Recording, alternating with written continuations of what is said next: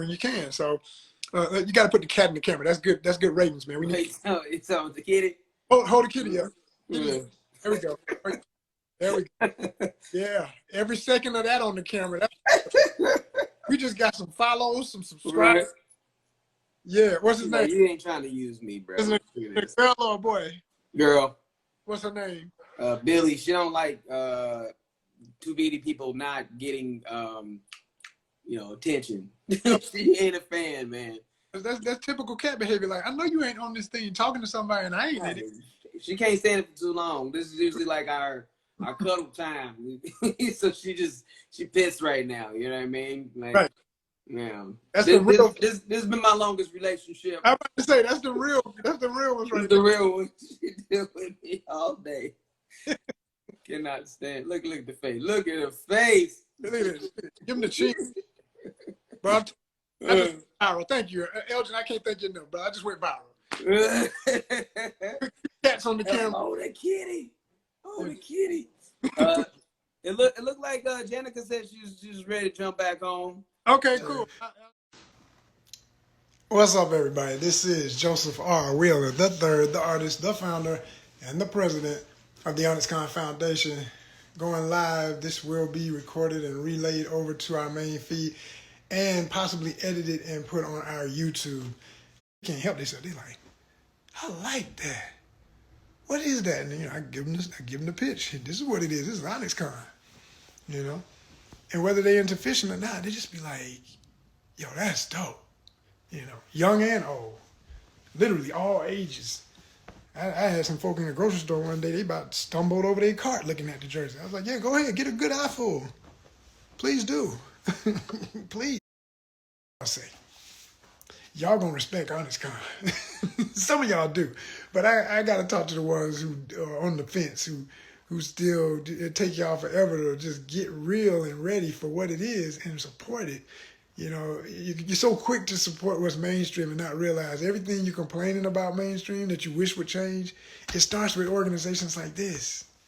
We are the ones that change everything. It's the hardcore indie heads that change the mainstream eventually because they come to us because they don't know what we know. They don't understand how to market us the way we market us. They do not know. We know. And they will be around us. They watching us.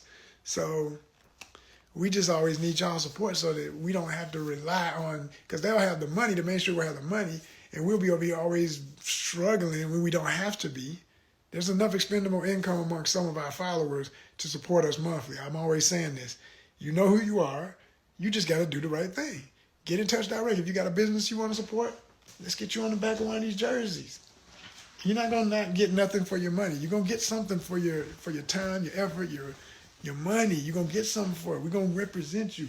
And this is just one half of it. If you're on this, we're going to be shouting you out on the show. When we do the content on YouTube, on these shows, the different various shows, it's a network. It's a real, anybody who has a YouTube channel understands. It's like your private network. It's as close as you can get to having a TV network without all the stress of a real big, money-hungry, totally corporate thing. You control its destiny and you control the content. I was saying that I'd like to go live with a lady tonight to discuss, hey, how you doing? To discuss the topic of relationship goals in the art life, which is now a new part of Honest Con's content. Okay, she's one of your homies. That's what's up.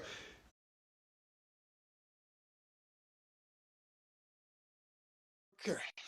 Incoming. Should be. Hi. Hey, how you doing? There she is. I'm good. I've never done this before. Never done what? I've never gone live before with somebody on Instagram. You've never gone live. This is my first time, so you're catching me. Oh my! I was like, what kind of trap is this? What's happening? Well, you came highly recommended with the homie DJ Locari. If he I trusted that who he was gonna put on here somebody cool, because otherwise I wouldn't have taken no strangers. You know what I'm saying? Okay. I mean, we ain't trying to handle embarrassing moments over here either. You know what I'm saying? I hope not. I hope not. No, you good. So first and foremost, what's your name? So my name is Jeneca. Jeneca. Okay, let Let me get my notes so I can look back at them and not be messing up while I'm talking. Hold on 1 second. I didn't know, it's funny. I said at the beginning of this video, I sent out to a couple of people either I knew or have been aware of for a while. A lot of like cosplayers and stuff, ladies. And I said, Oh, no. like I've been interviewed. I interviewed DJ Lokari way back, and it's been some months ago. And I'm always getting a bunch of dudes. I'm tired of these dudes, man. I want to invent where the women at? Damn. Like, where are you from? Chicago too? Because I know he is. So I was born and mostly raised in Evanston, but I spent a considerable amount of my time growing up in Chicago. Been living in Chicago my entire adult life. I loved it. Like I absolutely loved it. I was like, for a short period in the beginning. Well, no, I shouldn't say short period in the beginning. In the short period in the beginning, I was primarily just doing teaching artist work. I don't want to interrupt the meal. Well, now, yeah, I don't mind you eating on camera. I just hope you ain't self-conscious. It's Nigerian food. I get down. I don't. You shouldn't stare at me when I do that. Yeah, probably not. They're probably not the. What's hands on? Hands on. What? I said, what did you get? Like, what you eating on? Oh, we do an amala. I was gonna get a goosey and eba, but I chose not. Okay, all right. Okay. Good. Sounds like it's gonna be tasty. It's gonna be delicious. Sometimes when you're dating someone or fooling around with somebody that isn't necessarily an artist or whatever, and like knows you for just you, that's kind of nice, man, because you can just rest in just being yourself, like not having to talk about work and just, but you can find those qualities in both. You know what I mean? Like, for me personally, it's always trying to find somebody that I feel like I can be myself around, that I don't have to put up a front in front of, and I can hang out with that person for maybe hours or whatever and not get bored. And time that you feel you, in some ways, may feel like you wasted, but there's no regrets because you grew through it, at least in my case. So I hit the streets, so to speak, feeling like I want anything the opposite. Like I purposefully went after just the absolute opposite, Yes, I can attest to this. I can attest to this. And I think that, like as an air sign, we do what we do, how we do, and, we just ferry all over the place. But geez, I never see when an Aquarius moves, I'm like, this is chess. I don't know how, is there logic? And there's strategy here, right? No, I hear you. Like, y'all just, right. But when they're present, they're like, yeah, very powerful. And I'm like, I'm very attracted to that. So I'm like, ooh, I like intensity. So I'm like, oh, I'm here for it. But then that shit, then you suck that energy out the room when you leave. And I'm like, whoa. But that may be the male version of it, because from the lady perspective, that doesn't intimidate me at all. I just more so am just like, whatever. I'm a Virgo. What? I'm a volcano. I'm just like, you talking about, the fire sign. We got fire. Well, y'all in me. You know what I'm saying? Well, air is you breathing over me. Water, you flow through me. What? I am it. The planet is called. Planet is called what? Now let me stop.